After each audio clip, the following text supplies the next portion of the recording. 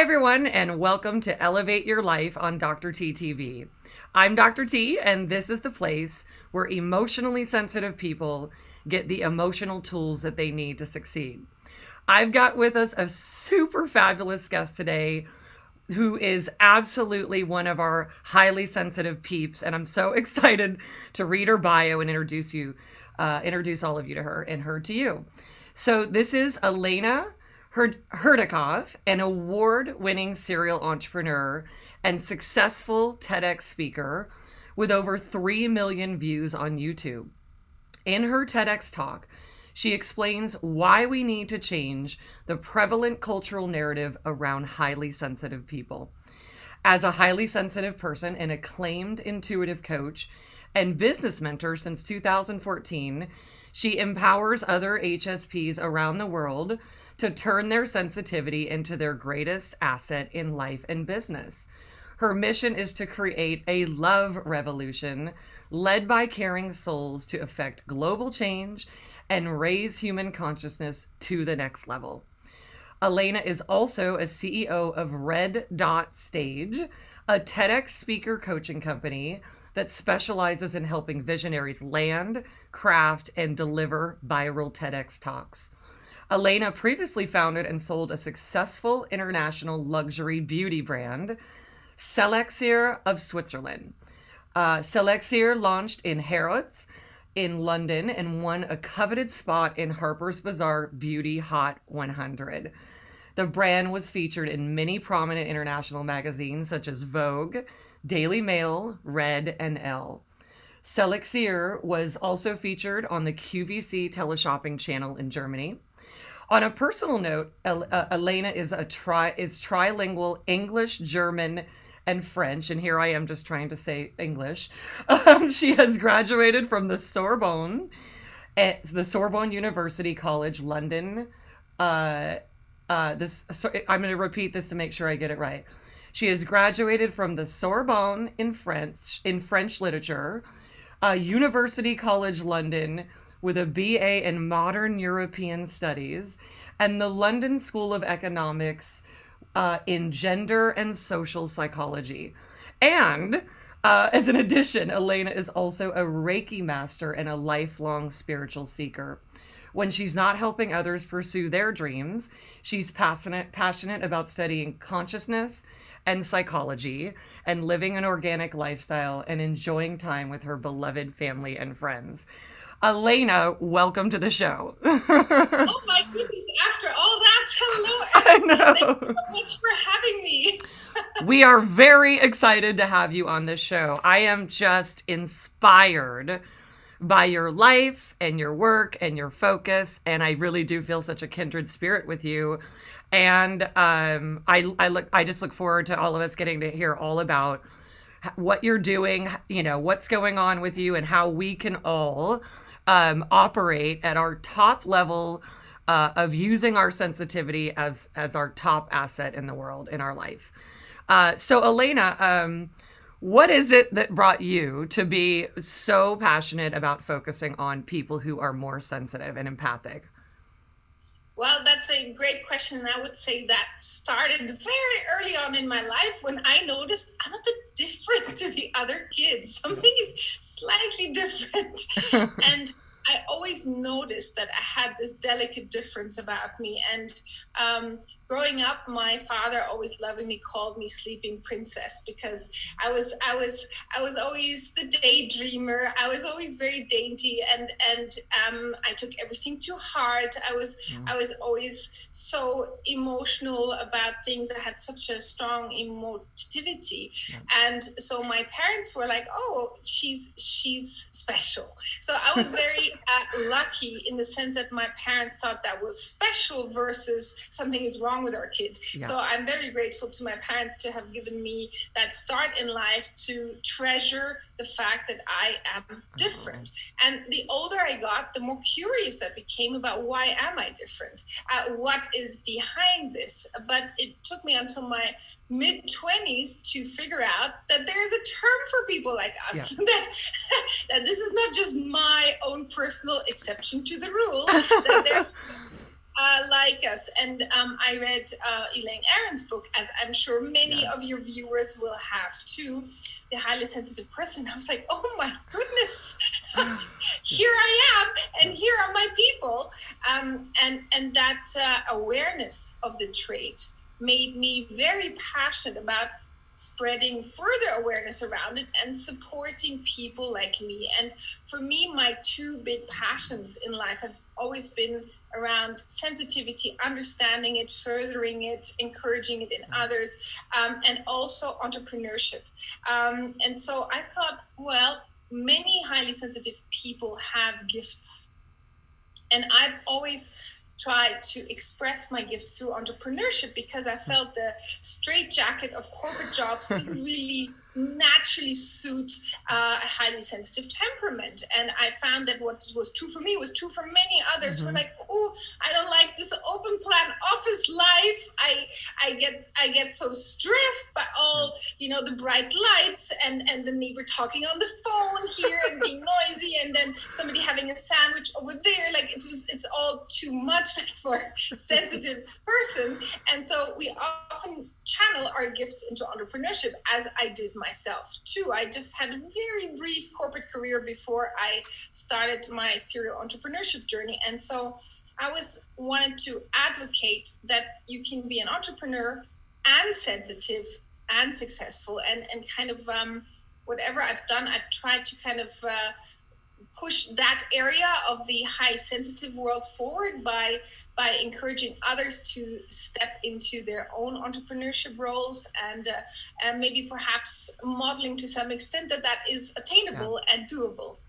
Oh my gosh, Elena, there's so much here. This is so fabulous. So what you're saying, about recognizing when you're younger, and there's this recognition of, just kind of maybe the intensity that one is experiencing, and the deep care, and it's really something, because a high percentage of sensitive people, as you're talking about, their families may not understand that or get that or feel equipped for it. And so a lot of sensitive people have been on a journey of feeling not only different, but less than. And I think it's so amazing to know that your family felt that that's what it was. It was a specialness. And so that is a whole different developmental process that allows you to have a relationship with that sensitivity and that specialness. And it's something I'm just thinking as we're talking, that I really invite our audience to, like, right here, right now, just start to have that relationship with the fact that it is a real specialness and it is a real gift. And I love how you took it through, and recognize that, if I can just picture myself in those corporate lights and the buzzing and all of that, and recognizing that part of sensitivity is that we're deeply creative people. Right? These two things are basically going hand in hand, and we want to create in a limitless way. And so so how did it all go for you as you sort of, either you recognize the corporate life wasn't for you? How did the story go for you? What was the journey like when you were, moving yourself into entrepreneurialism?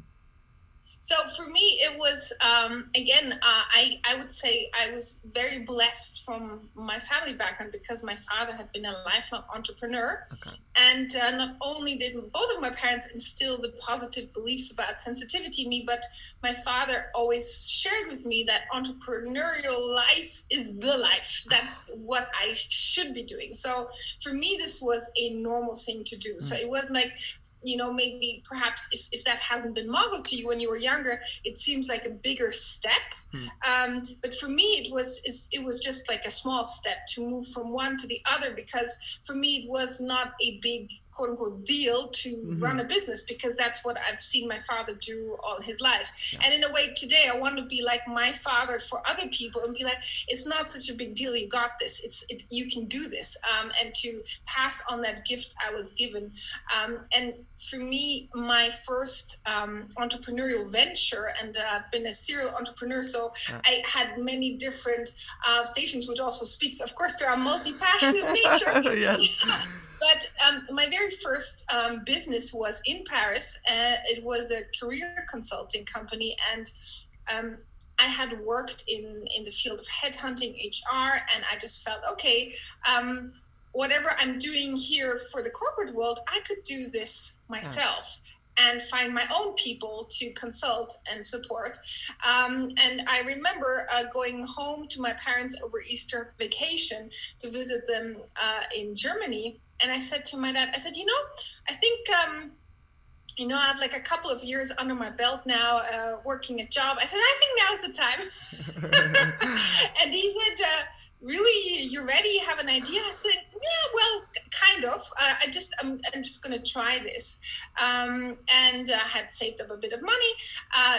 And I thought, I'll just give myself a few months to give it a go. And I remember just printing out some business cards and being like, right, this was my first active business. And, it was beautifully blue-eyed to see it like that. At the time, this is not what I would recommend.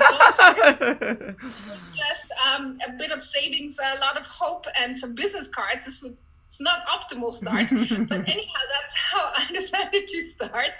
And that was a great journey for me, because I had to learn from the bottom up what it means to run a business, what it means to create a vision, what it means to bring others into that vision, and to step up into the visibility, to do sales, which is not something that most highly sensitive people enjoy. Getting your head wrapped around all these different roles you play, like the accounting role, the sales role, the marketing, the actual delivering whatever it is you're offering. So I learned all of these things, and I got really good at failing, because when you start out, you have to kind of start accepting that failure is part of entrepreneurship. And for me, that was my, I would say, hardest learning in the beginning, is to accept that I can't excel right away. That it's not something that, you just started and boom, overnight, you know how to run a business, because you likely don't know how to run a business, and you will make mistakes. And I still make mistakes, but I've normalized failure. And I want others to normalize failure as part of that process, so that the barrier of entry into entrepreneurship doesn't seem so daunting. You don't need to get it all right from the start. You can evolve and, grow into it. This is so good. What you're speaking to two things that I want to follow on here, which is part of being a sensitive person is that sensitivity if something doesn't go exactly as you intended it to, right? Yes. So this a lot of times with all these great gifts that we have, we can then have those gifts be the very thing that are the barriers for us. And so I love what you're saying, because we want to remove all the barriers to entering the life that you want, to know that you're going to be able to follow through with what it is that you're trying to do. But that's really the big skill for emotionally sensitive people to keep growing as well, is that really it's about keeping your creative intentional process going forward, and knowing and just having that intention to get there. And so I really relate to that very much, because it's like, oh my gosh, it has to all be right. And then you're missing out on the absolute growth opportunity of it. And the other thing I want to touch on is that, very importantly, is that I too was very fortunate that my dad was an entrepreneur, and his dad was an entrepreneur, and I saw him getting to call the shots in his life and just own it and decide he was going to do something and make it happen. And so this was totally normalized for me as well. And I know it is for some people, but Elena, what you said I feel is so important for our audience to know, which is that if it wasn't something that you saw modeled in your life, I really encourage everybody to just connect to what they want, because being sensitive is about being creative, and being an entrepreneur is really the natural sort of flow from that. So does that make sense? Because it seems like that could be a real barrier. If you don't have it modeled, it would seem like you said, a bigger deal. But it's not that big of a deal to follow what it is that you want. It's just something that, it's something maybe you haven't had somebody tell you before. Yeah, I'm so glad you share that, because I think that is something that is so important to realize, that and a business is just an extension of you, especially if it's service-based, but even product-based. It's an extension of your dreams, of your energy, of your vision. And so if you make the business something separate to you, it becomes difficult to connect yourself to that, and then it looks like a huge Mount Everest to climb. But if you just see a business as an extension of you, then it's also not so scary, because really you're just bringing into form what you're called to create. So that's it, and then you just create a framework around that, a business framework. So that's why I think most HSPs, actually, when they do dare and they do go into it, they thrive. They thrive emotionally, and they thrive creatively. They thrive in this freedom that they're giving, both to create the lifestyle around it, and also because they get to really use their gifts in a way that feels right to them. Yeah. I love this. What I've done for years and years, I remember this back in like 2004, just saying to myself, I want to be me and call that a job, right? I want to be able to be me. And I remember thinking, I want to help other people just be who they are and call that a job. And in fact, like have it, instead of having it be work, just having it be, like you say, creating your vision.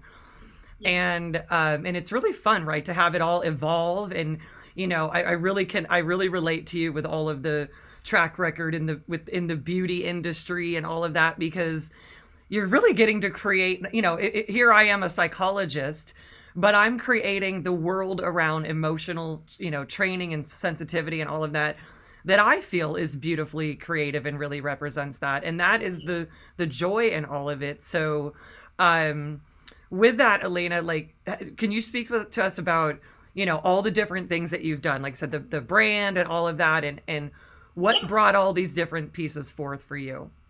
Yeah.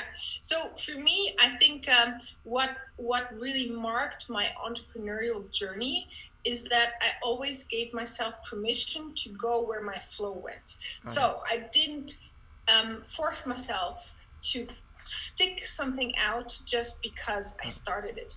And I noticed, also working with hundreds of HSP entrepreneurs over the years, is that HSPs are typically better starters than they are finishers. What I mean by that is we are the 0 to 100 people more so than the 100 to 200 people. So that's, of course, not a hard and fast rule that applies to everyone, but mostly the creative fire is in that initial stage until fruition. And then when it comes day-to-day humdrum style, then other types of people usually are better at continuing the journey.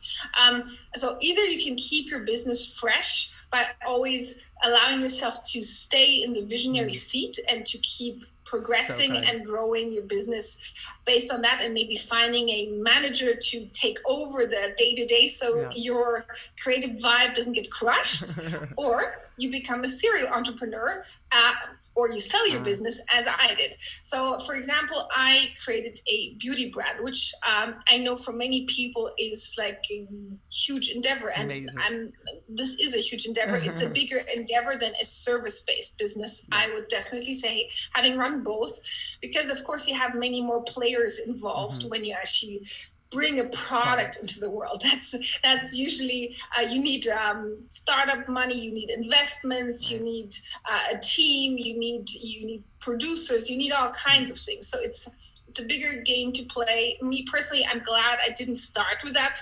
This was like in the middle of my entrepreneurial ventures, so I had already learned the basics of a successful business, and then I could take that over into this beauty brand. But the beauty brand per se was actually born out of sensitivity, interestingly enough, because I had eczema in my face as a young woman, and it really disfigured me. And I didn't know really what to do, how to heal. And I wore literally my thin skin on my face. And that was a really pivotal moment in my life to feel so vulnerable and to have everybody see, how my sensitivity is impacting me, because even my actual skin was showing this reactivity to the world and to life. And my doctors didn't give me much hope. They said, this is a lifelong condition. You'll never have your face back again. You'll just always look like this. And I was devastated at the time. And out of that devastation grew determination to take my skin destiny in my own hands. And I actually taught myself how to formulate. And I researched all kinds of remedies and herbs and everything. And I ended up coming up with a balm that helped restore my skin. And that was a miraculous experience for me. I didn't do this as a business venture. This was just me trying to literally save my own skin. And this worked so well that people who knew me were like, oh my God, how'd you do that? You look like yourself again. And then I went to, I know somebody who has eczema. Maybe can you give them some of that? Can you give them? So it kind of took a momentum where more and more people asked me for it. But being the sensitive person I was like, I want nothing more to do with eczema. No, thank you. Like, this chapter is like done for me. I associated so much pain with that topic. So I didn't do anything with it at that time because I didn't want to. But I knew that my destiny was to bring this to life nonetheless, but I didn't have the emotional readiness for it at the time. So it took a few years before I grew into the role of saying, now's the right time for me to start this business. I felt confident as an entrepreneur. I knew I had something that worked. And basically from there, I started a company around it and assembled all the pieces that needed to happen. And my dream as a sensitive person was, many sensitive people have sensitive skin, ironically enough. And so I knew that I could maybe at least help them fix the outside issue. If not the inside, I knew maybe the outside, I could support them to heal and feel better. And so that was a beautiful journey. We took the brand across Europe and the Middle East. We launched it all over the place in beautiful department stores, in QVC, everywhere. It was really a smash success. I was so pleased, but I knew that after several years of running the business, that I knew I had given my gift was to create this. My gift was to bring it to that level. My gift is not a day-to-day manager job. This is not where I'm gifted, and I know that about myself. So I knew that was the time for me to start a next chapter, and that's what we did at the time. But it just showed to me that if you have a vision, even if you are watching right now and you know something, you have discovered something, whether it's a product or you have an insight about something that could help somebody, this is your gift. This is your knowingness. And often your gift comes from your pain.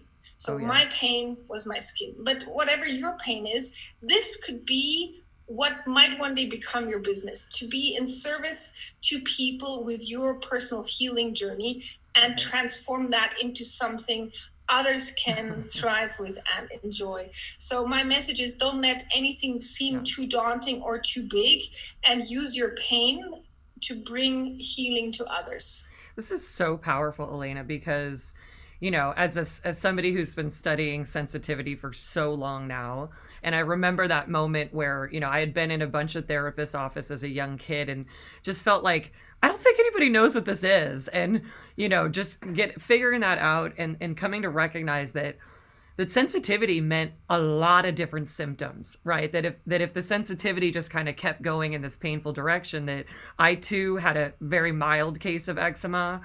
But I remember probably about 18, 19 going, this is stress. This is a level of stress that's happening. And so I always think there's all of these symptoms that are happening. And to the other point you made in what you said is that typically sensitive people have these symptoms, and then doctors are saying, you'll be living with this anxiety the rest of your life. You'll be managing this depression the rest of your life. These are where all these chronic issues are. And because people maybe don't understand them as being driven by sensitivity, then sensitive people go down the path of, oh, this is, this is my destiny, is having this issue. And I love what you said about going from devastation to your destiny. That's a real quotable, everyone. So let's really take that one in. And it really speaks to the fact that to me, it feels like each of us is here to become experts at these things, and then follow our navigation to share it. But the other point, gosh, well, the other point, there's so much good stuff here. The other point is knowing when it is that you're due to create something else.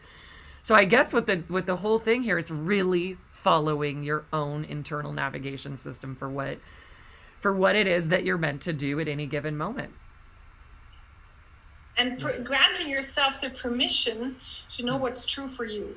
So, people could say, oh, so, I could have run that skincare business still today, but I knew that wouldn't be my mission. I fulfilled my mission, and I know I did with that. And I think we all know when it's time for evolution, and we can either resist it because it's more comfortable, or we can go with it. And I think if we give ourselves permission to really keep following where life needs us, then we will always be able to be in tune with our soul frequency, with what's meant for us. And I always just trusted that my next step, even if it wasn't clear, would appear. Yeah. And this is something that when I sold my skincare business, I thought to myself, well, what now? And I didn't have an immediate answer for that. And I was okay with that because I knew that answer would come. And it did, because after taking time to reflect on that journey, I was like, oh my God, I know. I do know what it is. It's actually now I help sensitive people from the outside. Now I want to help them from the inside. I want to help sensitive entrepreneurs. I have shown now, even by public metrics, that sensitive people can play a big game if they want to, and still be sensitive and still be caring and still be empathic. I thought I want to pass that specific gift on to others. Oh my gosh, I love this. And I'm really I'm just so inspired about the reality of how important it is to just keep following what I refer as to your navigation system, but just to keep following, like you said, where life is asking you to be. And that's such a paradigm shift that I've also been working on with sensitive people for a long time. And also, like you, I'm like, well, I'm going to live it out in order to make sure I know how this exploration works. And because so much prescription is given into our society about do this job and do that. And it's still a new age paradigm shift that's happening for people to not only become an entrepreneur in really the era of free agency, but there's a whole nother level of it that you're talking about, which is truly following it all the way. What's the next piece of the evolution? How should it be? How should it go? And, even just thinking about, I wanted to do a lot of stuff with my company. I wanted to have it be ultimately a playground for me, right? Of serving people, but also all the things that I love to do and all the different types of service. So I really love the idea of knowing when your next mission is up, knowing when to take it, knowing when to serve it. And also even the option of building into a business all the things you want it to be, but very much, Elena, knowing what your role is supposed to be at any given time, because creating is really, to me, also the most fun part of it. Yeah. So if you feel like your fire is starting to go out, that's when I say either look what you can reinvent within your business, or is there something that needs to be created outside? And it doesn't, by the way, always have to be a business. It can be a hobby, it can be whatever, but just listen to yourself. What is your soul telling you? And Elena, so as you've been working with sensitive entrepreneurs and all of that, what are some of the things that you see them struggle with the most, and also the things that, again, you would keep recommending for them to be able to live out this destiny of theirs, which is so important, so we get all of their innovations, Yes. Yeah, I think the first thing is that highly sensitive people underestimate themselves. Wow. They underestimate their capacity to create Wow. something big, or to really make a lot of money, or to have a big impact, because many sensitive people are happy cave dwellers, because that's a safe place, and I know that because I like the cave too.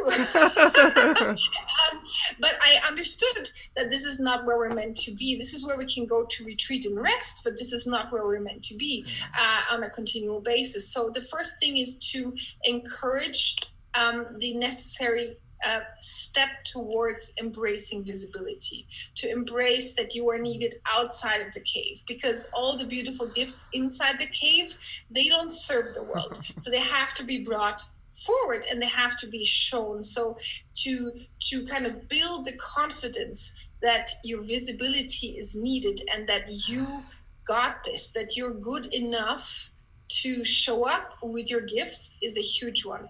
And I think what makes visibility ultimately such a dicey topic for many highly sensitive people is that we've been imprinted with layers upon layers of the message, you are not good enough.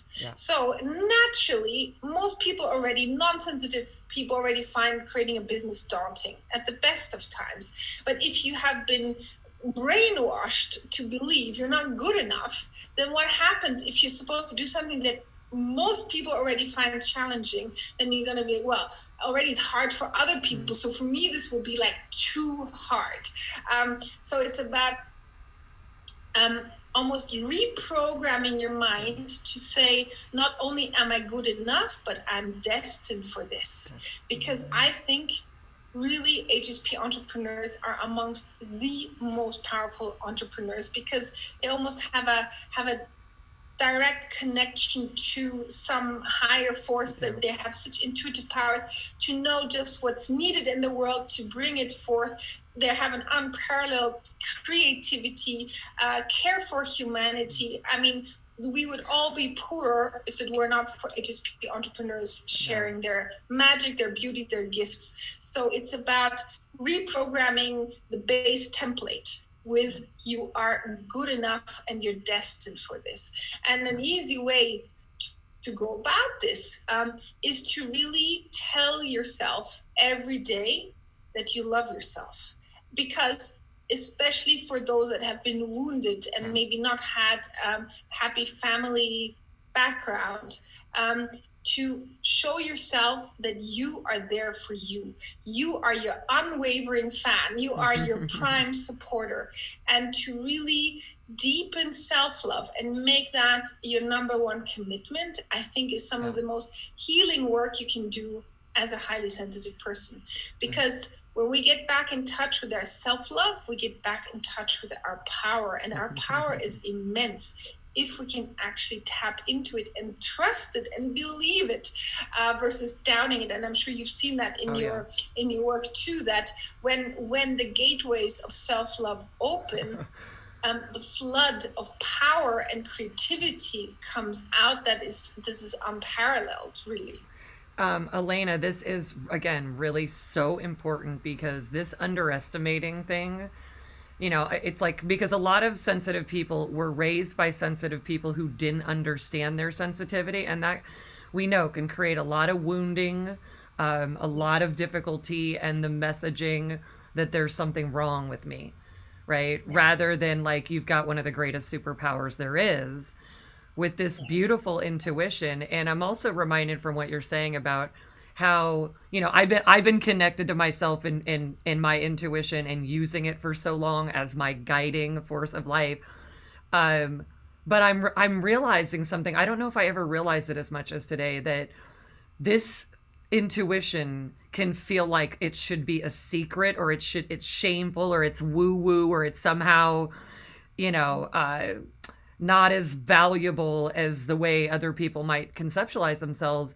But it really has me feeling like I want everybody to embrace their intuitiveness on a whole nother level, no matter if anybody else understands it, but sensitive people, because that intuitiveness is the power. It is really guiding you, and it is truly what makes you a force of nature. and allows the opportunity for other people to be able to tap into their intuition too, which I think is so much more powerful than everybody just following the script or following programming and stuff like that. So yeah, Yes. yeah, all about the intuition, right?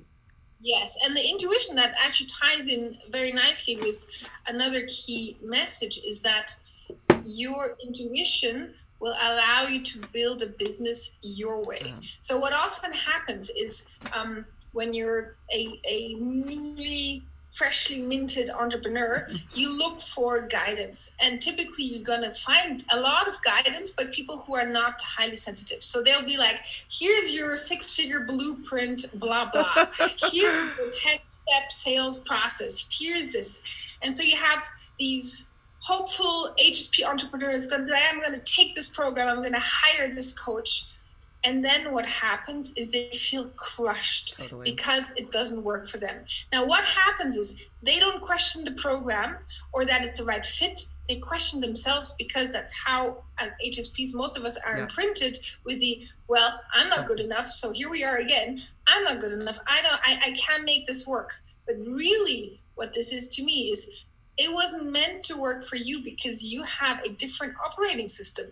Your intuition is your operating system, and you have to create a business really tailor-made to you, not to a blueprint. So I cannot tell you the amount of clients that came to me after they've been through the blueprint kind of brainwash school, where they're like, I'm not a good entrepreneur, I will never be a good entrepreneur. And I'm like, yes, you can be a great entrepreneur, but only when you allow yourself to do things differently and do them in a way that feels right to you. If a 10-page sales script doesn't feel right to you, why don't you just have a conversation with your ideal client? And they're like, I can do that? Yes, you can.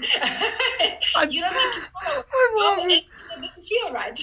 Oh my gosh, Elena, I'm just laughing. I call it the blueprint grinder. The blueprint grinder. I'm just going to speak to some of my story because, I started out, I had a very successful corporate career where fortunately they really just let me be an entrepreneur using their system. And I had bosses who were just like, she's getting results, let her go. So I felt like I was an entrepreneur from a very young age. And when I became a psychologist, my business was immediately successful because I just been tracking for exactly what I wanted it to be. I made it exactly work for me, my schedule, my sleeping schedule, everything. And it was so successful. And then there came a point where it's like, I'm seeing something on Facebook and it's a blueprint thing. Like, oh, this is supposed to add even more to it.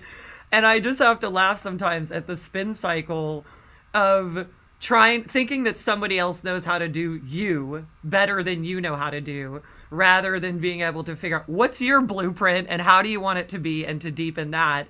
And I think this right here is worth like millions of dollars for people to know. Like, you save a lot of money on purchasing blueprint stuff. Oh my God, it's its own disorder. It is in a way, because it misleads people into thinking something's wrong with them if it doesn't work. Yeah, it does. And so, Elena, I'm sorry, I'm really laughing at this. We are going to cure this today. We're getting rid of the blueprint. A blueprint. You know what? I have a quotable for you. We go from blueprint to U-print. We are handing out U-prints today. Oh, I love it. I remember at one point going like, well, I'm back to exactly what I already knew how to do really well, which feels so much better. I wonder why being me feels so damn good, right? Like, that's exactly right. So we're handing out U-prints today, everyone. And Elena, so give us a little bit more understanding of when people come to work with you, when they come to that moment when they're thinking they're not doing things well or they're struggling, and what can they expect from getting to work with you? So for me, one of the things that I always want my clients to embrace is to help them create a vision around themselves. So what I help ask them the right questions and help focus their energy where it belongs, on their desires, on their vision, on their dream, on also the lifestyle they want to have, and then working with them on custom solutions, custom strategies, custom everything really, because off the rack doesn't work for a highly sensitive person. And there is not even like an HSP blueprint either, because it's not like highly sensitive people are all the same. They're definitely not all the same. So what I like doing in my one-on-one kind of work is to help entrepreneurs create a custom success plan that defines success on their terms. Maybe for somebody, a successful life is if they can, start their day at midday, work 3 hours and call it a day. Maybe that's their version of success. And then my job is to see, using all of my almost now 2 decades long entrepreneurial journey, what can they do in a practical way so this will be supported and that this can work for them. So that's one thing. The second thing is work with your strengths versus trying to improve your weaknesses. So this is another interesting thing that I've witnessed, that many are told, you gotta fix your weaknesses in business. You gotta spend time learning to do what you don't naturally know how to do. So then I have people who come to me and they said, I spent 3 months trying to learn coding for a website. I know. So I said, so is that what you really, does that light you up? Is that something you want to do? They're like, no, like I want to be, I don't know, a health and nutrition coach. So then it's like, why does a health and nutrition coach learn website coding? Yeah, because I've been told I need to learn everything. No. I need to know how to do these things. No, you don't. You don't need to learn how to do anything that you don't want to learn. You can outsource those things. You outsource. You just do you. You just focus on your strength, because if you spend your time trying to learn the things that you're not naturally good at, or that actually bring no added value to your business, you're wasting time and money and energy. So it's about focusing on your strength and wrapping around supportive structures, team structures, outsourcing, whatever needs to happen so you can do this. So in that instance, you'd hire a website designer and you focus on building your business, growing your vision instead. So it's also making those tweaks so that somebody can really shine with what they're meant to shine. This is so good. I know this whole thing about, it's a long-standing concept of like, you need to work on your weaknesses. And I remember quite a while ago just recognizing, like, what if we were constantly talking about somebody's strengths and what is working for them and what's improving and how well they're doing. And we built a new identity around that. Right. And so every session that I've had for years and years and years, all that we do in our company, the first things we do are talking about what is going well. What is it that you're improving? What is it that is getting better? And, all of that stuff. And some of it is centered around gratitude, which I know a lot of people are, very focused on. But this is really about accurately describing what a badass you are. And leaning that much more into it, because as you know it and get it and you go, yeah, I'm doing that really well, it creates its own momentum. And this is the joy of being an entrepreneur, right? So we don't want to be an entrepreneur and then put ourselves, the square peg in the round hole or whatever. It really is about expanding more of who you are. And I love this. It's like creating a configuration around you. Yes, because then you can wow the world. Because if you are giving yourself permission to use your strength versus putting all your energy towards fixing your weaknesses, you go off like a rocket. It's a totally different perspective. And so much energy is lost on focusing on the stuff you can't do versus all the stuff you can do. And that pivot alone can be a game changer. Even that one pivot, if you pivot to your strengths, that can be massive. Yeah. Well, and this goes along with the way that I do emotional training too, Elena, is I know as a psychologist and in the world of therapy and in the world of healing, it's so much about going backward and focusing on your past and dismantling that so you can know why you are this way. And I love the concept of going, you are this way right here and now. It is amazing. And what would you like to do with it going forward? Like, and really changing the paradigm from the backward paradigm to the forward paradigm, and just moving through that in a different way. That what if we were creating forward and not always in this struggle of even what happened 10 minutes ago when we made some mistake or something like that. And speaking of that, just thinking about what you've seen go on this year, Elena, in our world here, what's going on in this area, and all the emotional chaos and everything that everybody's been dealing with the virus and all the changes. What are some of the things that you have either seen or want to recommend to people, and also how you've navigated through all of this?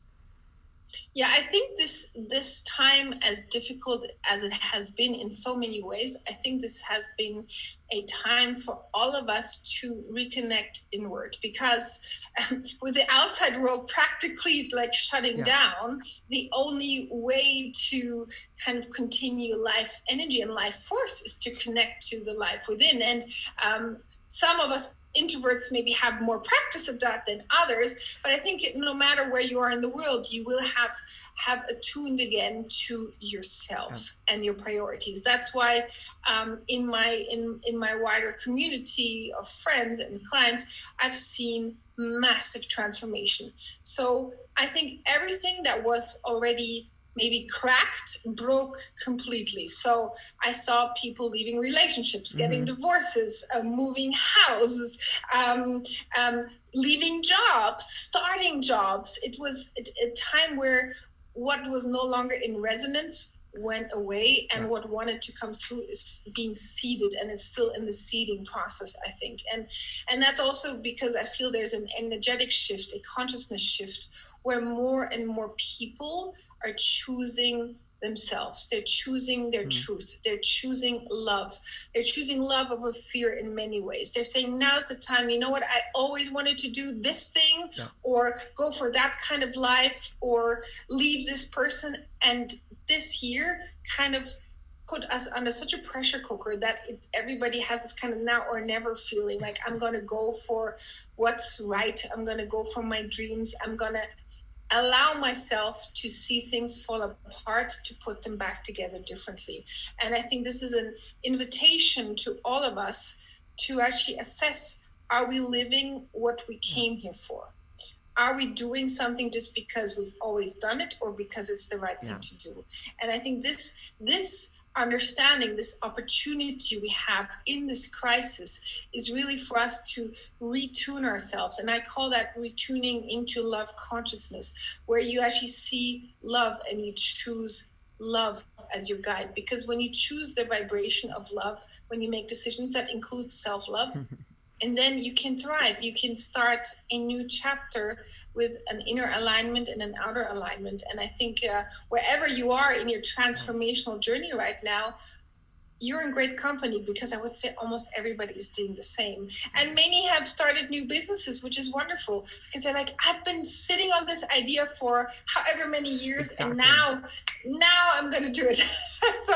so yeah, it's a time of endings and new beginnings. Yeah, isn't that something, right? It really, sometimes I see in the human journey that we're getting nudged all the time, or we're getting the indication to make changes. But I recognize that one of the patterns I'd really love to see shift, and I invite everybody to, is that it doesn't take a force or a crisis, to make that happen. But however, when it does, that it can be seen as something of a transformative moment in time, the way that you're talking about. And I feel that as well, and know that that's what's going on. And if I feel like if people weren't going in the direction that they, that we needed them to be going, or they needed to be going, that it's really that moment of like, we're going there. That's what's happening. That's what's happening. We're all going there. We're all going. Elena, any last things you want us to know about things that you're up to, and ways to like follow you and get in touch with you?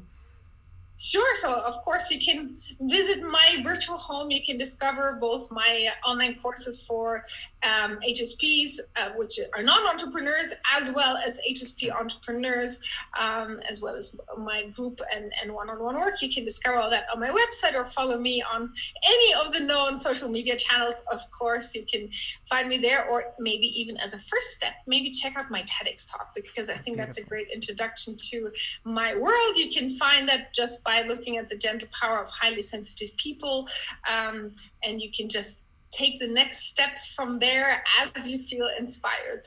I love it. So our last question is a question that I ask on the show of everyone, and I'm collecting some really amazing answers. And the question really, Elena, is, if for some strange reason this was the last moment that you were giving a message to the world, that they would carry on and know that, this is the thing that Elena taught us, and they build that into their life and improve their life with it, what would that message be?